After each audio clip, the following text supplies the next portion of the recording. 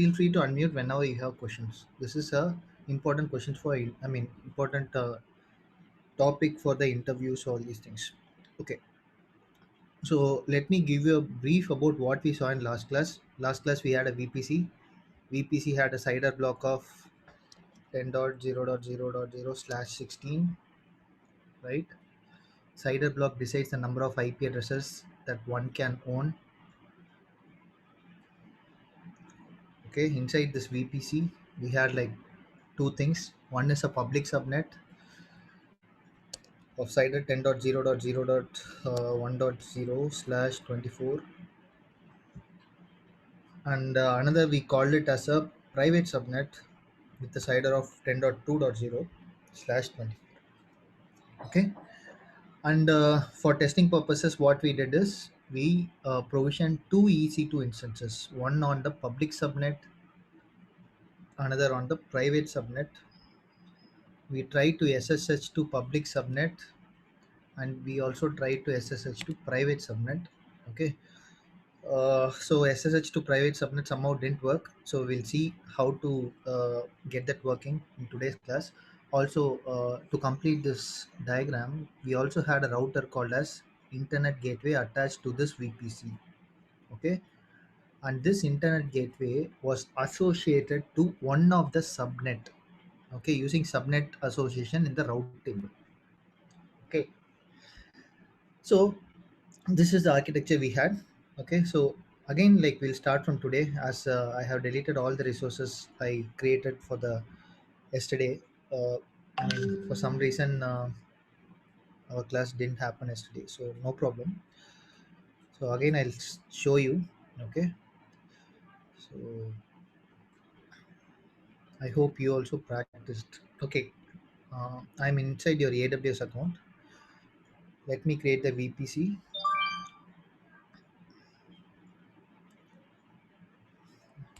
Class VPC 10.0.0. Also, you can't have a CIDR block of VPC different and CIDR block of subnet different. If you declare the CIDR block of 10, I mean, for VPC, subnet also should start with the same range. All right, sub A 10.0.1.0/24. Okay, so I have to choose the VPC here, class VPC. So I'm going to map just for like,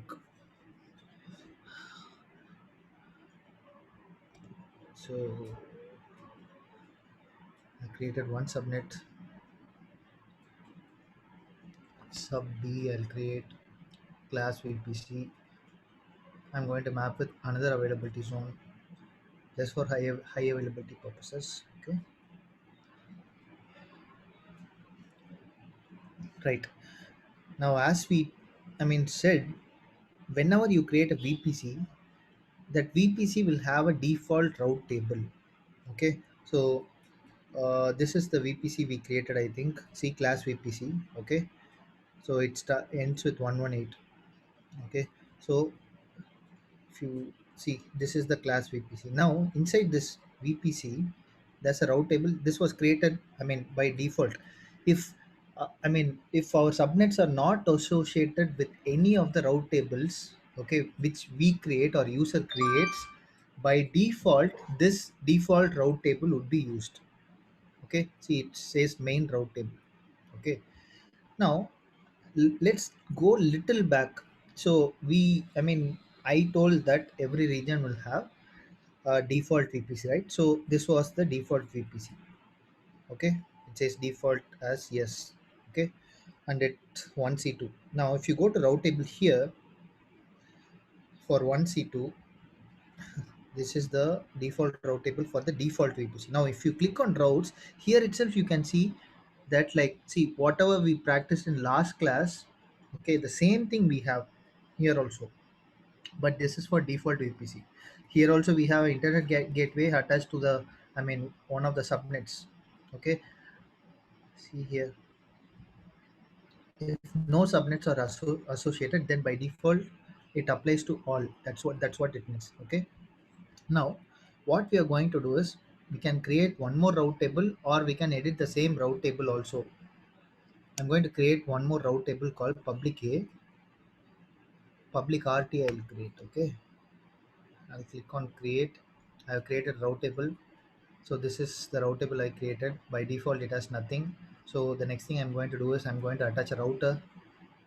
Okay, router always joins two networks. Okay, my IGW. Click on create internet gateway. Okay, so right now by default it's detached. We are going to attach it to a VPC. So class VPC is the VPC we created right now. I'm going to attach it. I'm again going back to the route tables. I'm going to the public RT which I created. I'm going to click on edit routes, add route. 0.0.0/0 means people from anywhere. That's what it means. Any IP addresses. Okay. So I'm going to choose the internet gateway which we created right now. I'm going to choose and save routes. Okay, I'm going to associate with one of the subnets. If you don't associate with one of the subnet, by default, what it means is this route table is applicable to all. That's what it means. Okay, and other thing is right now it has like, see, this VPC has like two route tables. Now, in this case, if you're not going to attach this public route, I mean, we created an internet gateway and all, right? If you're not going to attach this route table with this particular, I mean, with any of the subnet, right? Then the priority is main route table would be like considered. Okay. So, which we are not really looking for that. So, I'll just click on save. Okay. Now, this route table is going to have the precedence. This is the route table which we created. So this was the networking setup we did in last class. Now just to quickly do a sanity, what I'm going to do is I'm going to launch two EC2 instances in both of the subnets which we created. Class VPC, okay, subnet 1A, okay. By default, I mean, instances in the public subnet can have IP addresses. I'm going to click on add storage, add tags. In A, I'll create, okay, security, my SG, class SG, I'll create class SG, class SG, okay, HTTP. Okay, this means for IPv4. So basically, there is two kinds of IP addressing. Okay, one is IPv4 and another is IPv6. So what generally happened is, see, internet. I mean, it was like discovered in early 1970s. Okay, so that time it was not that popular, but that time when people invented, people never knew that, I mean, the world would be filled with internet. See, right now, if, I mean, consider your case, you're like using a smart TV, you're using a smartphone. Okay, so I mean, inside your house itself, your brother or sister or your wife can use smartphones. Each smartphone has a NIC card, or each IP. I mean, any device that works with the internet will have a network interface card. Each network interface card should have a different IP. Okay, so ideally we ran out of IP addresses. Okay, because like in IPv4 only like I mean somewhere around 4 billion IP addresses can be used. So that was like very less, because considering this age, people are like using more than like two or three devices for their own purpose. So that's when like IPv6 came. Okay, IPv4 is a 32-bit I mean IP addressing format. IPv6 is 128-bit. So we had like around lot of IP addresses basically. Okay, so maybe like we can Google IPv6, somewhere around 16 billion, I think. IP number of, see here, 2 to the power of 128. So this is the number of IP addresses like we can have. Okay. Now this particular thing, as I told before, IP address from anywhere, any people having any kind of IP in IPv4. Now when someone puts this format, it means IPv6. Okay, right? I'm going to create one instance. We have the keeper which I created yesterday for class. Okay, so let this be. up and running. In the meantime, we'll launch one more instance. Now, class VPC. In real world, people won't be, I mean, have putting a IP address for a instance in a private subnet. See, we are launching one instance in our private subnet. Okay, why we are calling as private subnet? Because we don't have internet gateway attached to that particular private subnet. Okay, we are not accepting traffic from anywhere 0.0.0.0 to the internet gateway which was attached. I mean, it's only basically the internet gateway is attached to the VPC, and then this particular gateway's route table is associated only to the public subnet. Okay, so by default, private subnet instances or devices in private subnet will not have IP addresses. But just for today's demonstration, I'm going to have it as enabled. I'm going to click on add storage. Everything else is default. I'm just going to give it a name, configure security group. I'm going to choose the security group which I created for instance 1. Everything else remains the same. I'm going to click on review and launch. I'm going to launch it. Alright, so right now at least one instance should be up and running. We have like two instances. So let's try to first SSH to this instance. We'll see what's happening. Okay, right.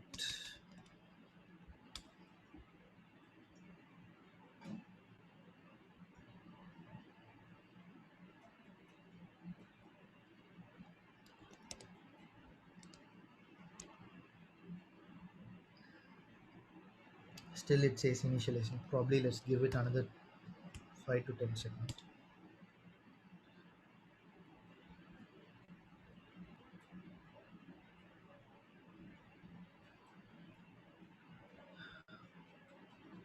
It should work.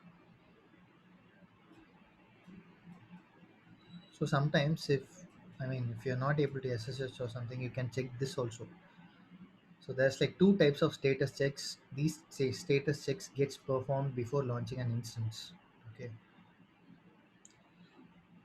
So if one of these fails, then we have some weird behavior. I don't think it's failing. Let's check our security groups. Let's see what is wrong. Inbound port 22 SSH is open. Zero. I mean, it's accepting from anywhere. Let's check if IP addresses is correct. 136. Yes, that is also right.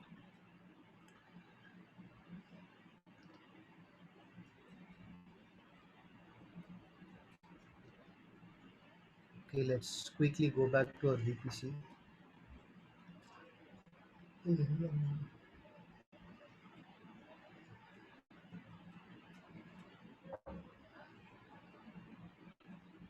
says operation timed out. Okay.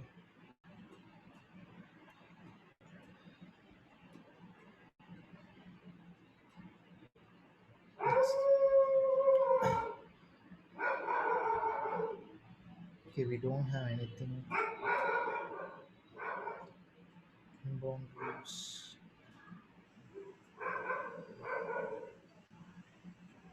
Vignesh, I think one instant is ready.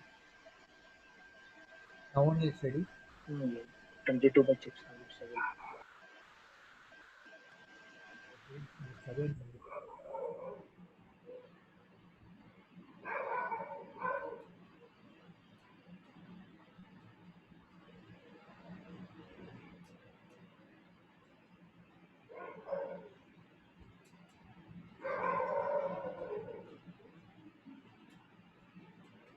You can maybe stop the recording for some time. Let's try to fix the problem, and again, like you can resume the recording. I don't know what is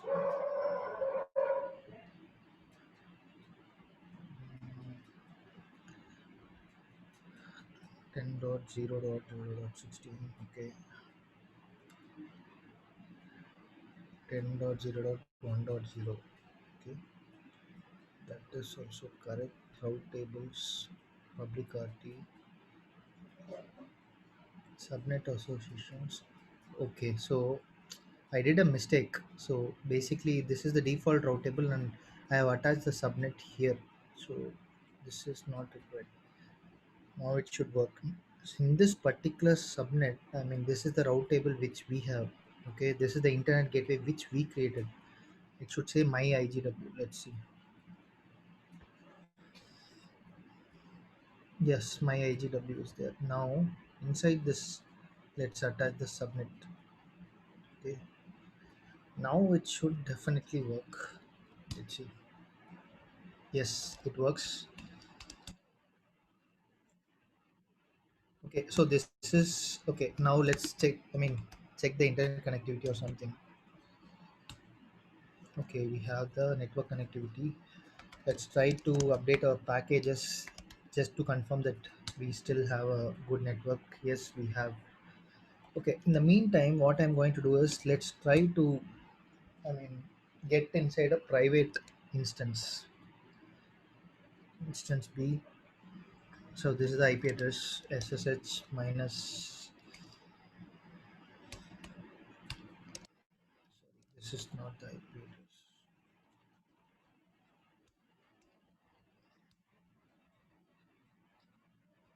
So as I told in last class, this is the wrong way of doing. The more secure way of doing is creating, I mean, using this, using instance in the public subnet as a bastion host or a jump hosts. Okay, so yes, now what we will do is let's create the same key pair sudo vign dot pen. So the file naming has to be exact, the key pair naming, else things might not work. So okay, all right, cat. And also you should never share your private keys with anyone. Okay, private keys are just like your password in your bank account. If you share, people can tamper. All right. Okay, I'm going to just check the permissions of it. Keeper should always have 400 or 600. Okay, sudo chmod 400 vagn.pen. Okay, and also the other thing is the ownership. I mean, I use sudo command. It's not needed. So whenever I created a file using sudo, I mean, we have like ownership and group as root. So let's change to EC2 user, because right now we are in this user called EC2 user. Okay, so sudo ch owned EC2 hyphen user colon EC2 hyphen user. Okay, ls minus l, right? So everything is set. Now again let's try to SSH to the private instance in the private I mean instance in the private subnet. So SSH minus I vagn dot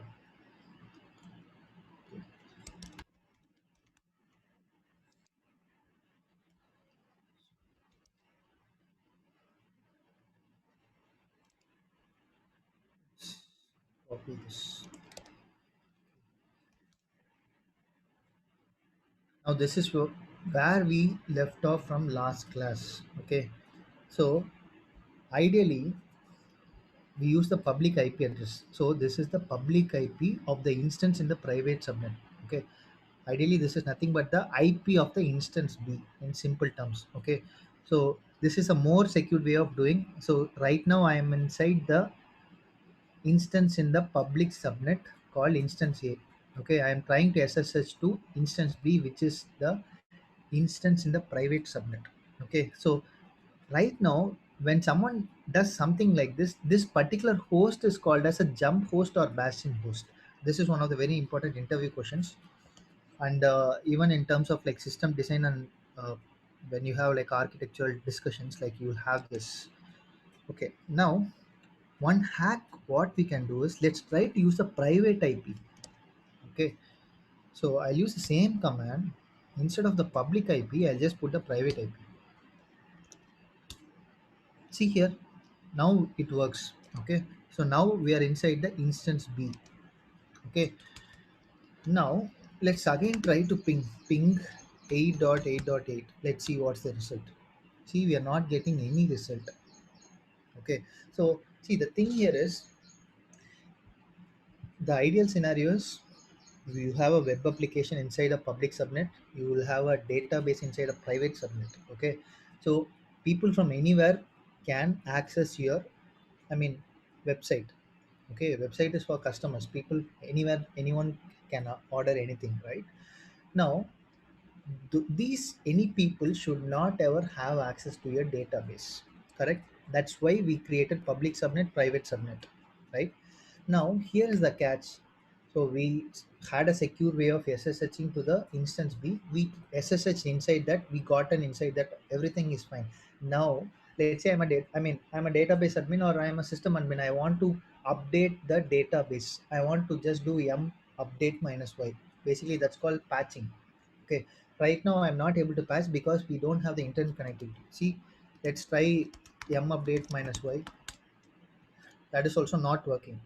Okay, now what we will do here is we will use something called as network address translations. People call it as NAT. So in your home router, you have something called as NAT. Okay,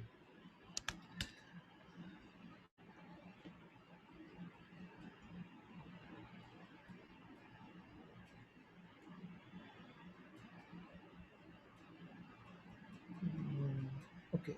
Now let's take this.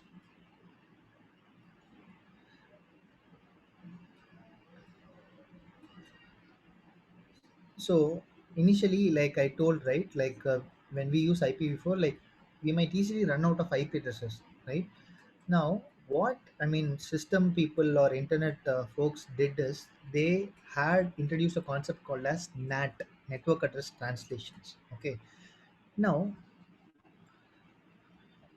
you would be given only one IP from your ISP. Okay, so uh, I'm just trying to use an annotation once. Okay, let's consider that your ISP gives this particular IP. Okay. Okay, this particular IP would be associated with your router.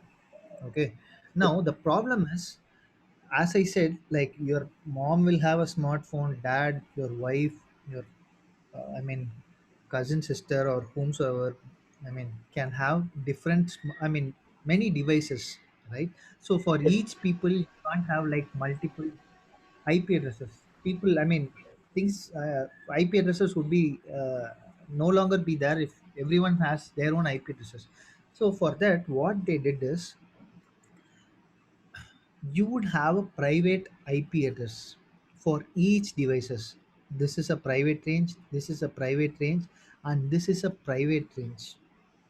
Okay. Okay. Now, thing here is, whenever someone wants to send a traffic, let's say you want to see the score of England versus West Indies match. Okay, you want to log into crickbus.com. So you go via this router and reach this particular thing. When you go here, a routing table would be maintained, just the route, like just like the route table we created. I mean, dynamically NAT would employ this route table. This would tell, I mean, I am so and so IP that starts with 11.0 dot something something. I want to go to crickbus.com. Okay, crickbus.com's IP address is probably like something that starts with 8 dot something something something colon some port colon like 80 or something. Okay. Okay,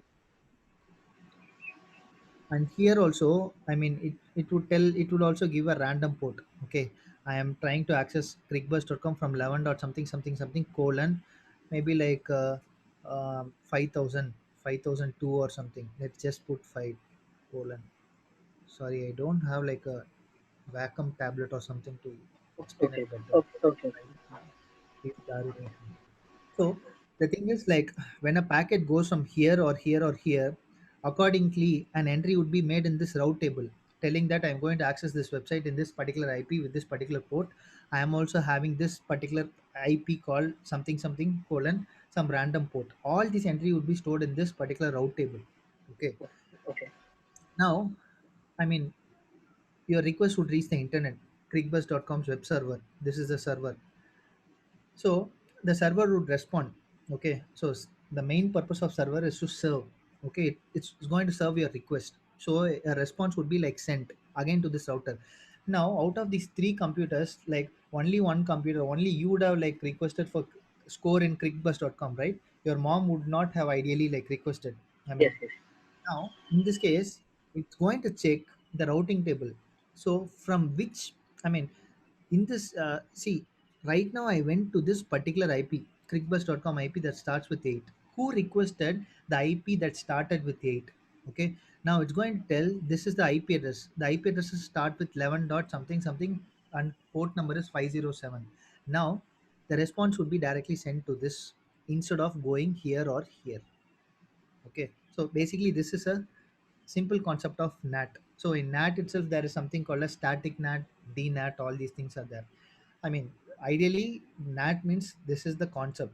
Okay, so basically when Yes. someone asks, it converts private IP ranges to public IP ranges. So Okay, yesterday, see, yesterday also you mentioned, right, while telling subnet and the CIDR. In yes, I CIDR also will mentioned. do same. CIDR also will do same thing.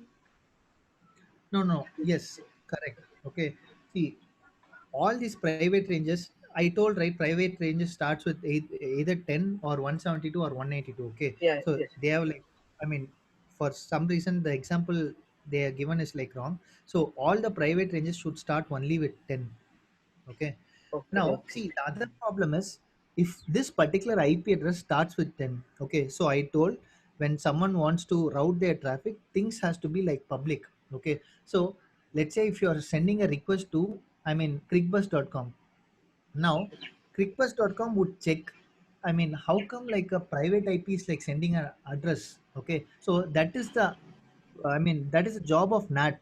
What NAT would do is, I mean, when the packet reaches here, it's going to maintain a route table and also it's going to change the IP address showing that I have requested crickbus.com from this particular public IP. I'm now no longer going to use this private IP. Okay, so the packet is going to, I mean, the source IP is going to tell that this is a Destination. public IP I have sent. Okay, the response Destination. again goes to this. That is destination This IP, one, right? no, no, Source IP and public IP. destination IP. So see, this is the destination IP. Okay, Okay. Mhm. see, all these are like private ranges.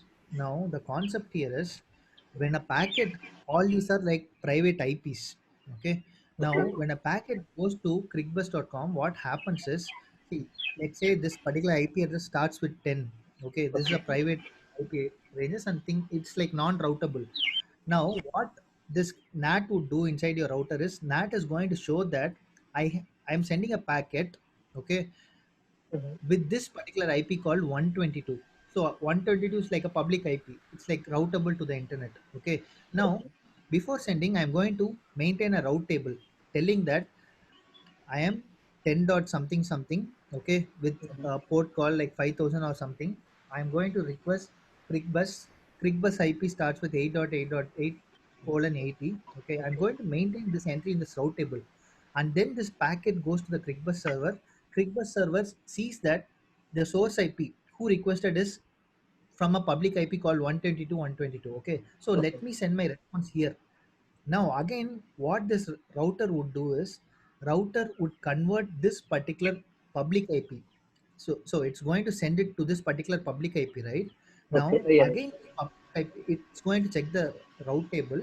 Okay, who requested crickbus.com? Crickbus.com IP address is 8, starting with 8. Okay, so it's going to tell that the server that starts with 10 .x.x.x colon 5000 or something. Okay, and then it's going to convert this particular public IP and then it's going to send it here. That's how NAT really works. Okay. Okay. Okay. Got it. Okay, so people ask in interview, it's like important concept. Okay, Okay. Okay. uh, let me stop my annotation one second.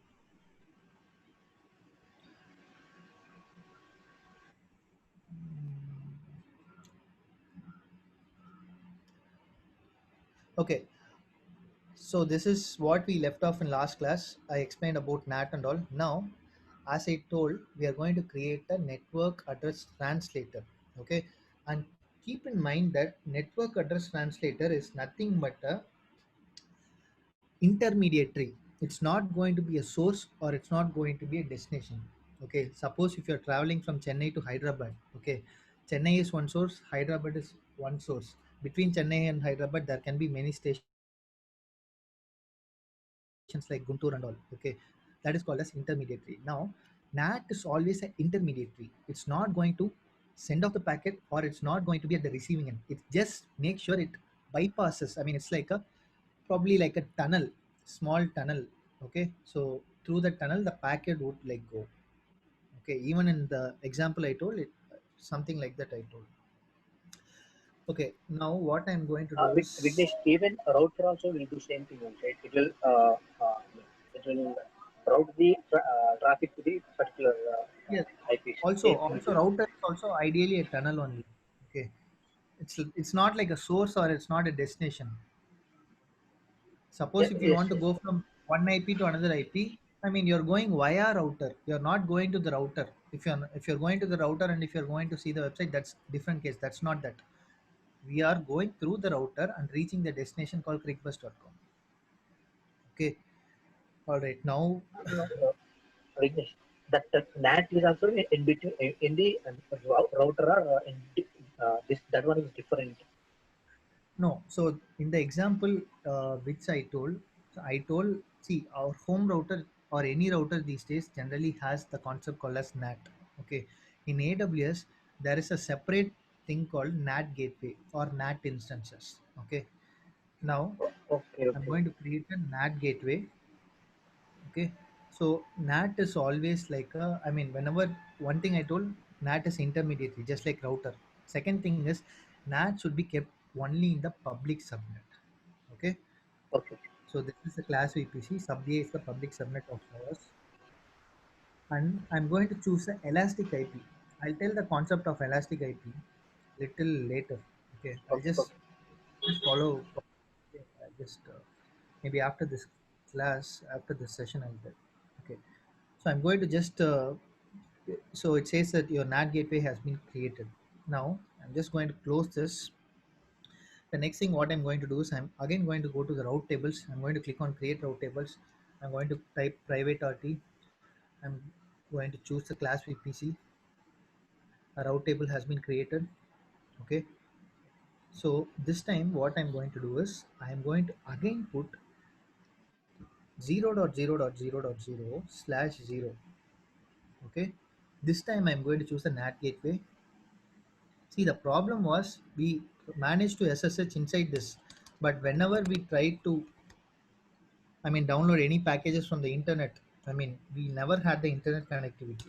Okay, that is a problem we are going to solve. At the same time, we are, I mean, ensuring that people from outside still don't have the, I mean, internet connectivity to go inside the database subnet or database instance. This particular instance in the private subnet. Okay, Okay.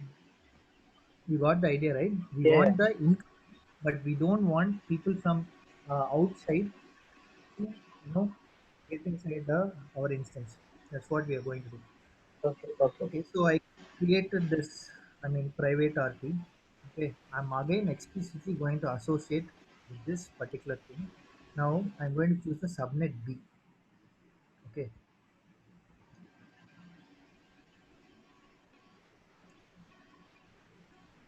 okay, that's it. Now let's check if NAT gateway is available. It's available, and also it has an elastic IP of 3.234 dot something.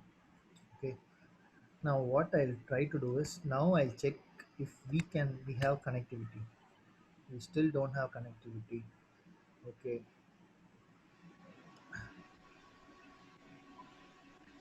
let's see. There it is showing 5 packets. This is 100% translated received No, 100% packet loss. last week. Try to do M update. Still it is slow. Yes, it's not that. Okay, let's change this.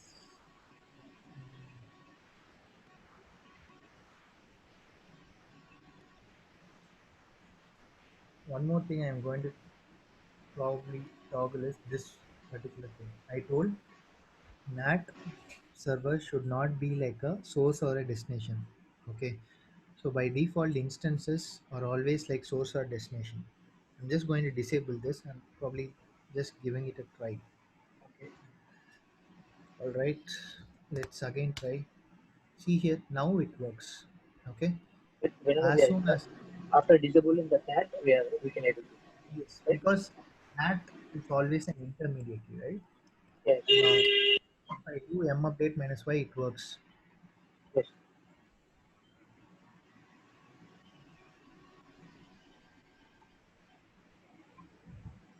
So one more question, Vignesh. So while we are doing patching, we are doing this one, all this. We are connecting to private and we are doing updating. We are doing like patching. So Yeah. meantime, if anyone will hack or something will do, right? Even the private database, they can't do. I mean, Come again with your question. no, no, no. Before we have created, we are unable to access to the private database. I mean, private server. So we have converted into the, we have created a router and an NAT and we can No, able no, to no, now. no, no, no, no. Just let me stop. We were able to access it, just that we didn't have the internet connectivity. Okay. Yes, yes, yes. But now we can able to write. Yes. Now, see, for your example, what I'll try to do is I'll just type exit. Okay. If I type exit, I'm in instance A. Yes, Now instant. I'll just No, instant B only still. no. We are in instance A only Instant B. because I typed exit. Okay. Okay. Just going to install HTTPD on instance A. After that, I'm going to go to HTML sudo vi index.html.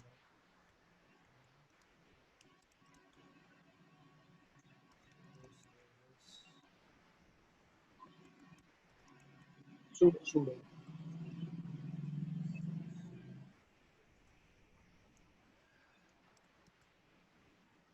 Okay. And also you can see if a particular application is running on a port. So this is one of the interview questions they will ask. This is the command. You can use netstat to check if particular process is listening on a particular port. Okay, I can just type HTTP or something. I know the next time, but after that I will. You know this is it. Next time I know. But this one, tunal LP request. Yeah, see it runs on port 80. Okay, and also it runs with this particular process. Alright, now what we can do is we can take this IP. So So if you use this command, it's going to tell the public IP. You are also in the instance here. Cool. I'm just going to see. I'm inside instance here. Now what I'll do is uh, I'm going to instance B. I'm going to log in with the private IP of the instance B. I have SSH. Let me check the internet connectivity. We have the internet connectivity. Cool. Now the next thing what I'm going to do is I'm going to install HTTPD. That's going to happen. Install httpd minus y because we have the internet connectivity. After that I'm going to cd slash var slash www slash html sudo vi index dot html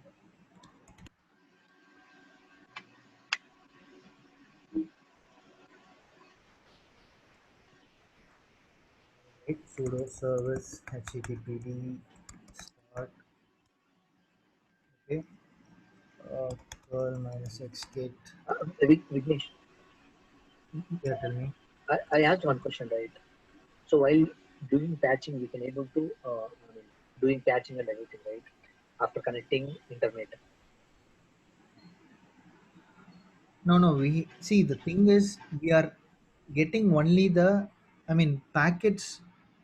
See, I'll just finish this. I'll just explain this one Okay, sec. okay, okay, Give me. okay, sure. So let me take the public IP of the instance in the private subnet. Now, instance A it comes here. If you put this, instance B will not come. That is the main thing. So I am trying to SSH from this particular IP. My browser is present inside this particular IP. This is my local IP address. I'm trying to SSH. Okay, I'm not able to. I mean, even though like HTTPD, all these things are like running for me. See, locally it works. It says the in B instance B it says. That's what like we had, right? Yes. But when I try to access from the internet or people from outside, because like we are using this IP address, right? Okay. Okay. We are not even able to, I mean, connect to this IP address. But however, I mean, since I'm a DB admin, I'm just going to do m upgrade something, m update something. Okay, so I have that kind of flexibility. Does Okay. that Okay. answer your does that answer your question? Yeah. Yeah. Got it. Got it. Got it. Got it. Okay, that's all about today's class. I'll just quickly explain about what is an elastic IP address. Right now, okay, one more thing before we end the networking. Now, if you see here, we don't have public DNS. All these things we don't have. So, if you want it, what you can do is you can go to your VPC. You can click on class VPC, click on actions, edit DNS hostname. By default, it's disabled. You can click enable. As soon as you do save, and if you refresh here, see here, you're getting it. Yes. Yes.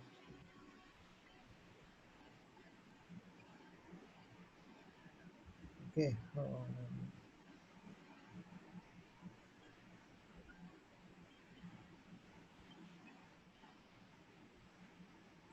And also by default, it, I mean, like, let's launch an instance. I'll just show you this so that, like,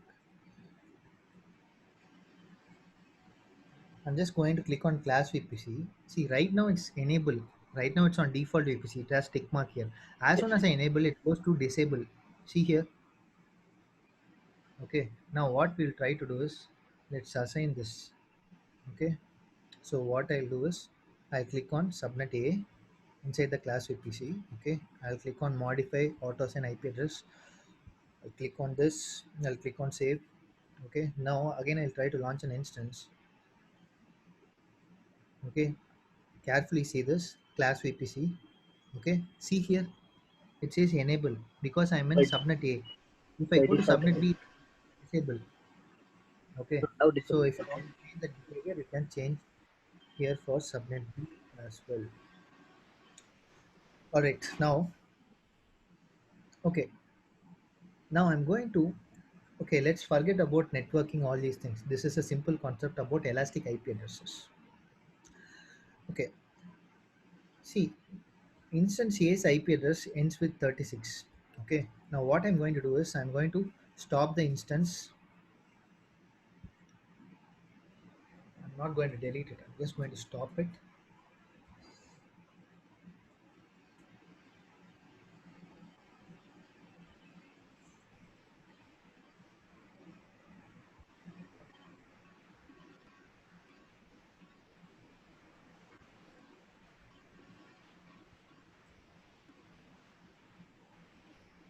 All right, it's stopped. So right now it doesn't have anything.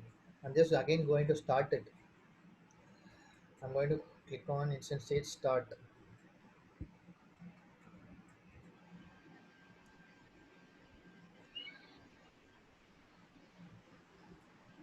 See, previously this was our IP address. Okay, it ended with 36. Now let's see if it remains the same thing.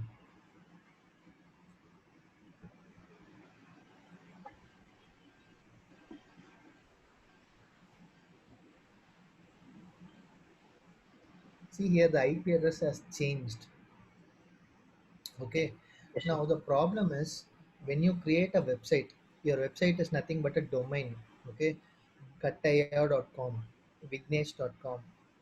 Okay. All these are like domains. Now this particular domain is mapped to a particular IP address Yes. Yes. in general, right? Now for maintenance, you're just stopping the instance and starting the instance. If this particular thing keeps on changing, your customers will face an impact. Yes. So Yes. instead, what you can do is you can create an elastic IP address. Allocate IP address. Click on allocate. I allocated one IP address. Okay. I'm going to click on actions. I'm going to associate elastic IP address. I'm going to choose an instance. Instance A. I'm going to click on associate. So this is the 163. Okay. Now this particular instance is also going to have 163. See here. Now let me stop the instance and start the instance. So whatsoever, this IP address will not change. That is called elastic IP addresses. Let it Okay. stop. It remains it will be same only after starting. Yes, after starting also it's going to be the same thing.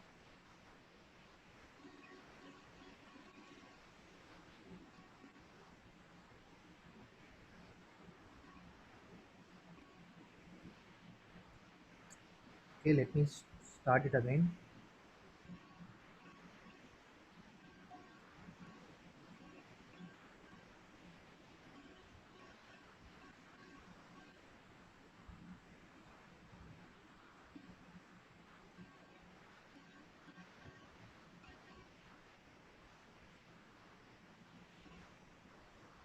Okay, see, your IP didn't change. Now let me try to SSH using that IP.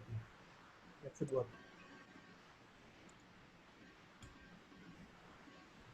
Connection. But before when we start, the IP address and DNS has been deleted. But now Yes, it has not deleted. yes, correct.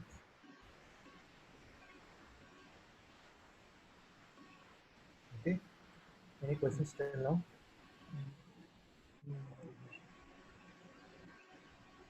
Okay, now let's access again this particular website.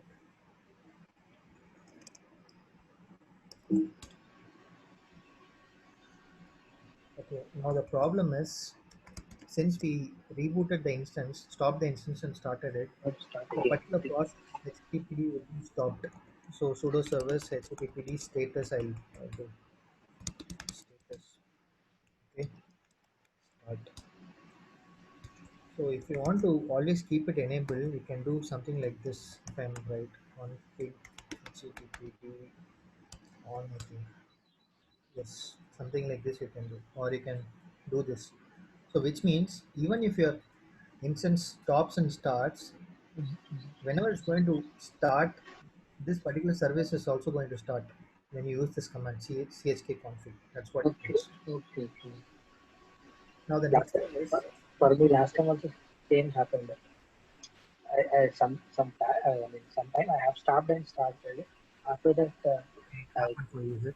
for me, Okay. after that, but I don't know what Okay. I did. Now, okay. No worries. No worries. Again, after So, that, some half an hour, I started again. Everything, server, STP and everything.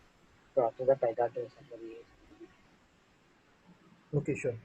Now, let's say for an example, so that's a concept called as IEAM, Identity Access Management. Usually, every cloud provider, or I mean, just like another access management systems for a particular application. If AWS is application or Azure is application, will have identity access management because developers should not access anything that administrators can. Okay, so that's why like we have role-based segregations. Okay, so let's not go too deep. That's not the scope. Now, for an example, if you don't have access to create instances, but however, if you have access to manage only VPC. Okay, now this particular website works. Okay, which means inbound 80 is like allowed. Okay, now how I want to disable it, how I can disable it is I can go to the instance security group and I can remove that. Okay, now if you don't have, I mean, that particular, let's say you are like a networking engineer or something and you don't have the privilege to go, everything is like grayed out, only VPC is working for you in the console. Now in this case what you can do is there's something called as NACLs, network access control list. So these are nothing but the access control lists that are associated to a VPC. Okay, so all this while like we saw how to control security group only at the instance level. Now the security there is one more level of security. Okay, at the VPC level itself. Now what you can do is if you can click on, I selected class VPC, clicked on inbound rules. Okay, by default these rules are there. Okay, whichever rule has the lowest, I mean has a less number has the highest priority. Now it says 0.0.0 allow. Okay. Now what I'm going to do is I'm going to add one more rule. I'm going to choose 50. I'm going to choose just I'll just give port 80. Okay. Instead of allow, I'm going to give deny. Let's see what happens. Okay, I gave deny. Right now, I'll just click on refresh. See here, it says connecting. Okay. Now maybe like probably let's go in incognito.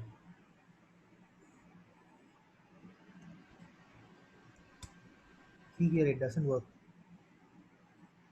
Yes. Now again, let's again play with this role. I'll go to Knackle, edit inbound rules. Okay, sorry, this is wait, 1 second. Okay, where is our Knackle? The one which yes, port 50. Yeah, rule number 50 is there. Okay, whichever rule number has the lowest number has the highest precedence. Now out of this 50 and 100, out of this only deny is going to be considered. Now instead of 50, I'll make it 150. Let's see what happens. Even I'm not so sure. Okay,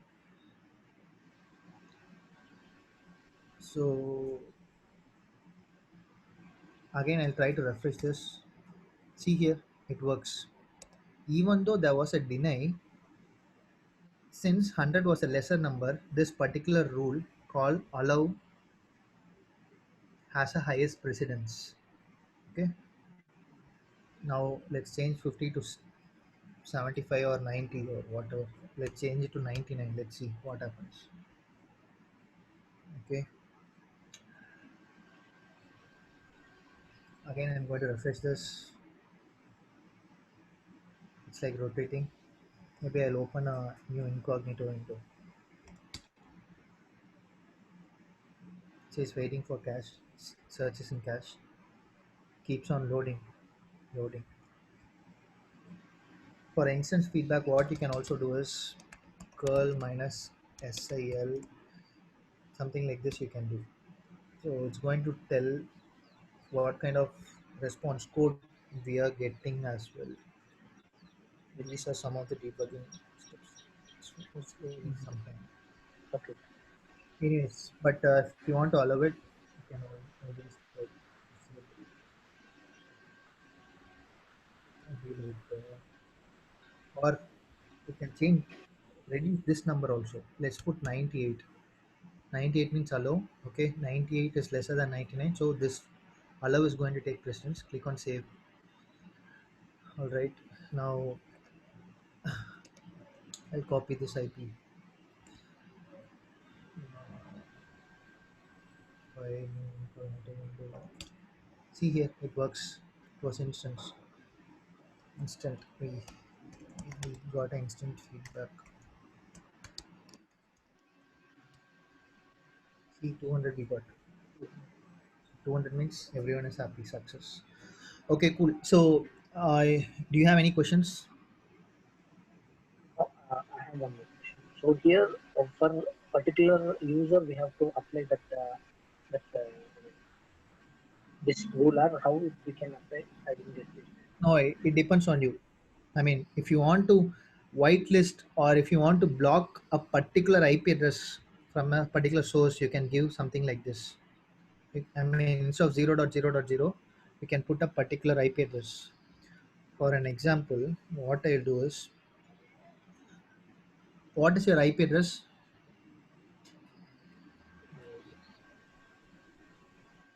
Just go to Google and type what is my IP address.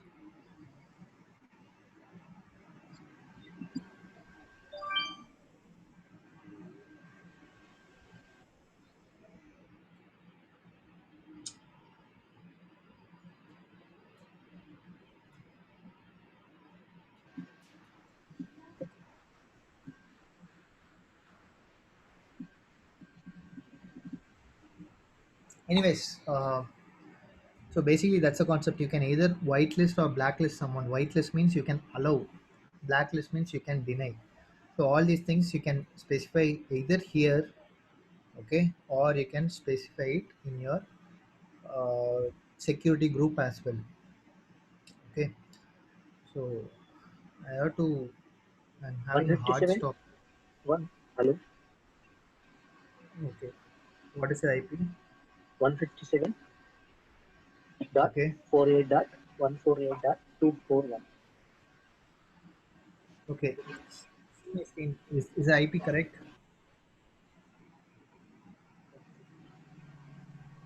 157.48.148.241. Is it right? Yeah. Okay. I'm not going to click on save. Now, what I'm going to do is I'll just let you use this IP. Can you just try 54.146 dot in your IP? Just type 54. Actually,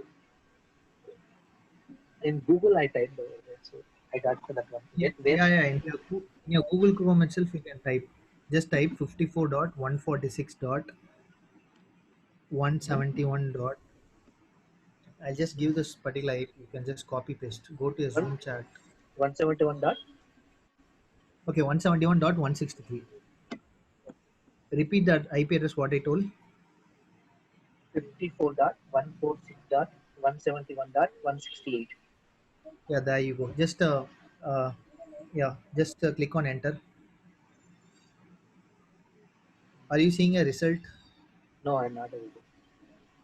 You're not able to see the result. Yes. Okay.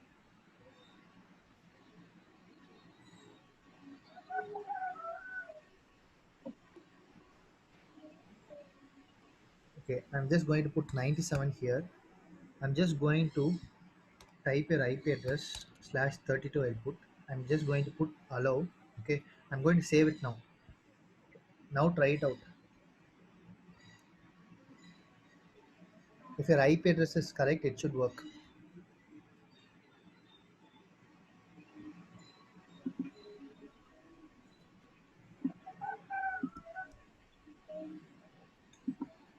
54 dot 146 dot 171 dot 168. Is it correct, right? 163.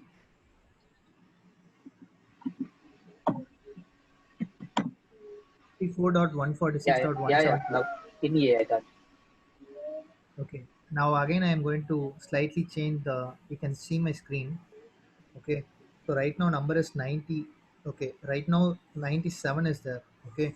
Okay. Now I'm just going to turn it to 99. As soon as I turn it to 99, this particular roll number which has the less priority kicks in precedence. So this is going to be activated. Okay. So I'm just going to this time I'm just going to uh, blacklist your IP address. Okay.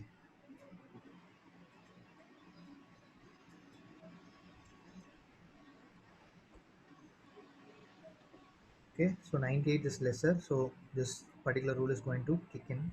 Okay. Okay. Now go to your incognito again. Just try it out.